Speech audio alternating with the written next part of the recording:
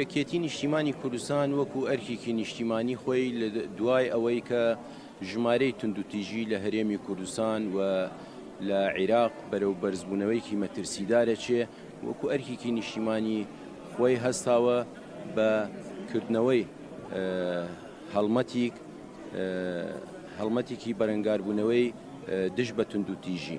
ئەم هەڵمەتە بۆ ماوەی 16 ڕۆژ لە سنووری مەڵبەندی ڕێخستنی خانەقی بەردەوامی هەیە و پێمان باش بوو کە هەڵمەتەکە لە کولیژی زمان و زانستە مرۆڤەکانی خانەقی دەستی پێ بکەین، چونکە پێمان گرنگە کە لەم شوێنە و ئینطیلاقەکەمان دەستی پێ بکە و ئێمە بتوانین کۆمەلگایەکی تازە هۆشیار دروست بکەین کە دژ بە توندوتیژی بن بە شێوەیەکی گشتی.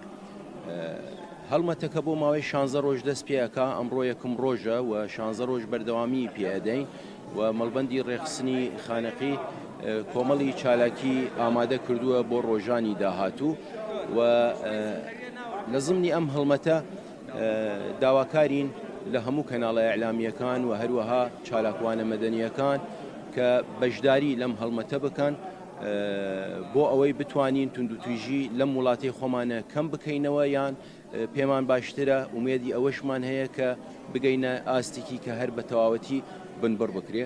زۆر سوپاس بە ئێوە. بەڵێ ئەمڕۆ 25 نوێڤەمبەر ڕۆژی بەرەنگاربوونەوەی توندوتیژی دژی ژنانە.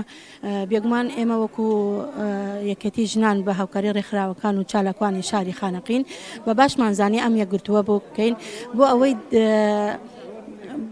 دژ بە ئەو کارە قێزنەوەنانە بکەین کە لەناو کۆمەلگا ئەکرێت. دیارە بەداخەوە زۆرترین توندوتیژی ئەنجام دەدێت ژنان دیایە ئەبنە قوربانی لەناو ئەو کۆمەلگایەوە. ئێمەش هەرچەند لەناو حکوومەتی هەرێمی کوردستان ژنانمان زۆر خاوەن بڕیار و دەسەڵاتن بێگومان ئەمانەوەی ئەم یەکگرتووە بکەینە مای هەوێنی خۆشبەختی ژنان و بۆ ئەوەی دژ بە نەهێشتن کوشتن و تاوانەکانی دژ بژنان.